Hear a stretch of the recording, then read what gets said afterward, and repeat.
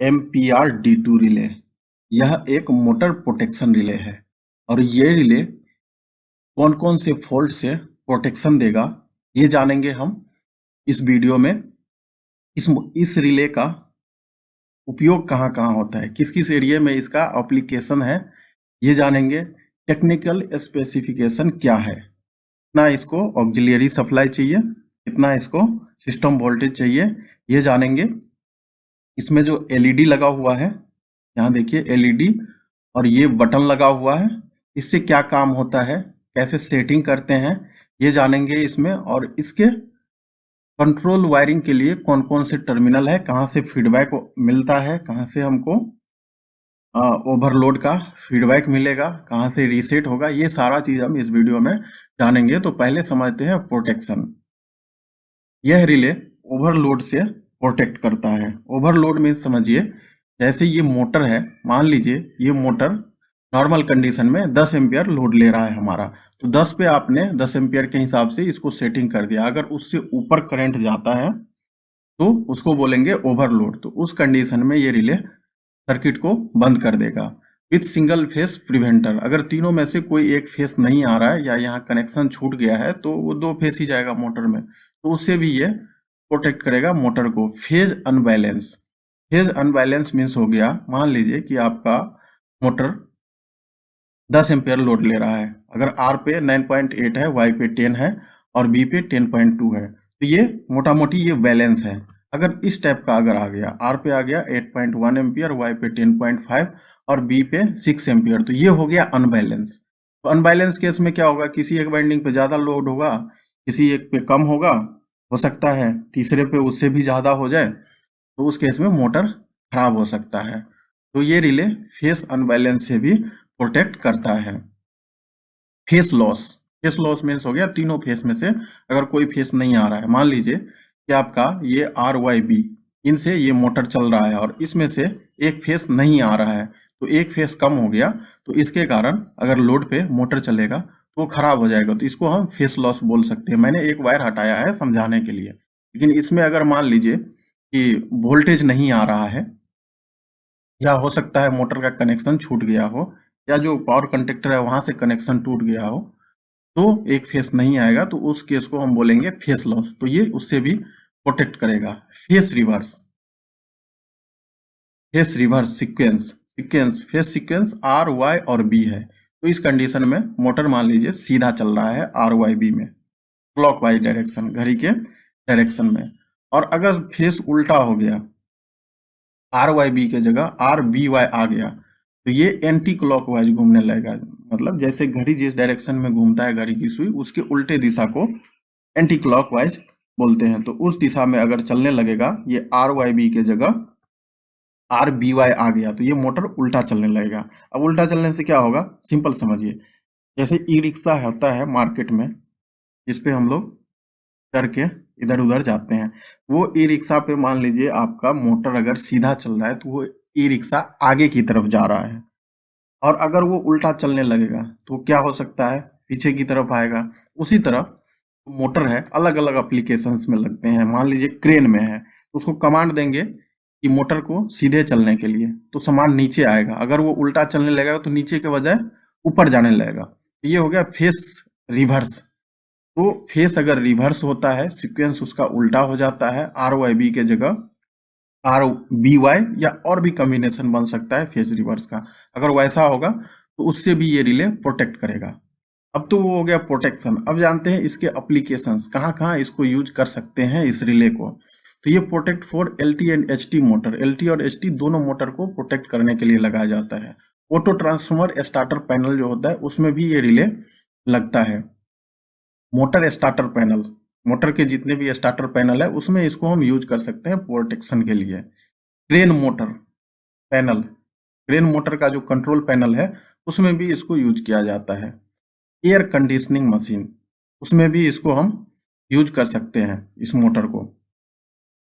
तो ये जितने भी एप्लीकेशंस हैं, एक तरह से आप देखेंगे तो ये सारे में मोटर यूज होता है। जैसे कंप्रेसर कंट्रोल पैनल, जो एसी पीएससी या चिलर प्लांट के जो कंप्रेसर्स होता है उसमें भी मोटर होता है, उसके कंट्रोल पैनल में भी इसको यूज कर सकते हैं।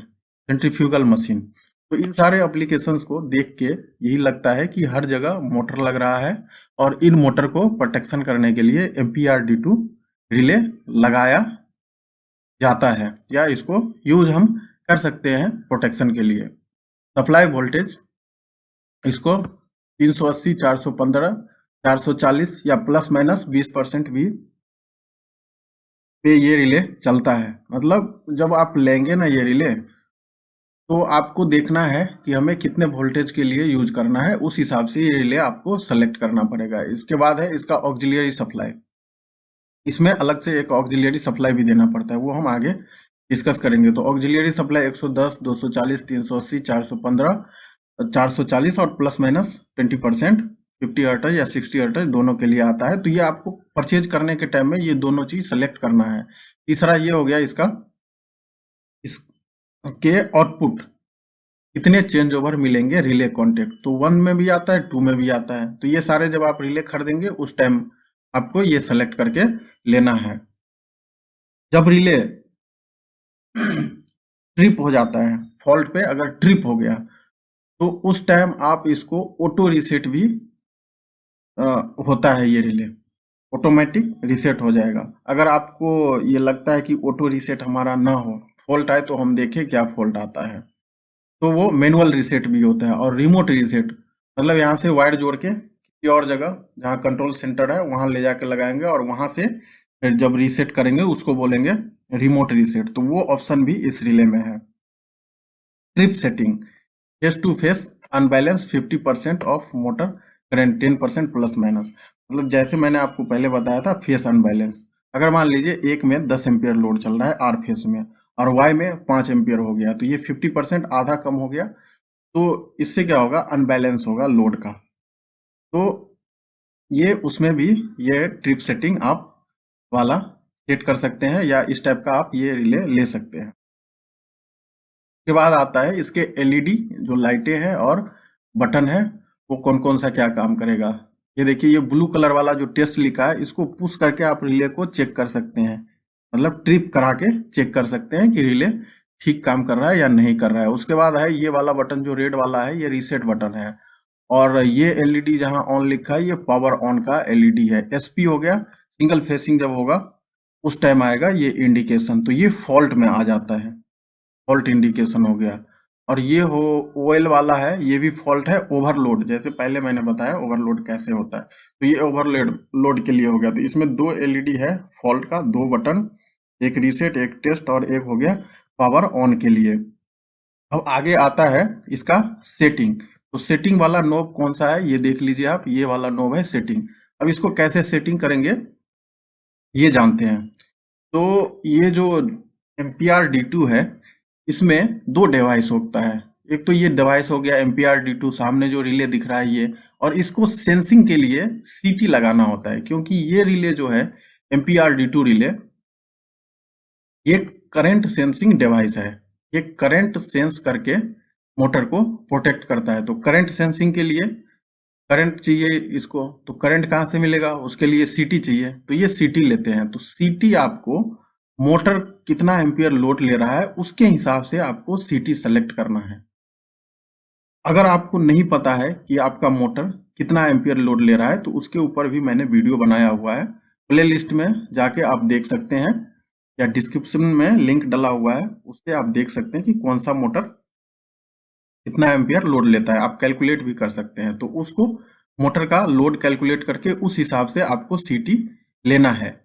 ठीक है, तब जाके आपका ये रिले सही काम करेगा, नहीं तो ये रिले ठीक से काम नहीं करेगा। अब जानते हैं इसके सेटिंग।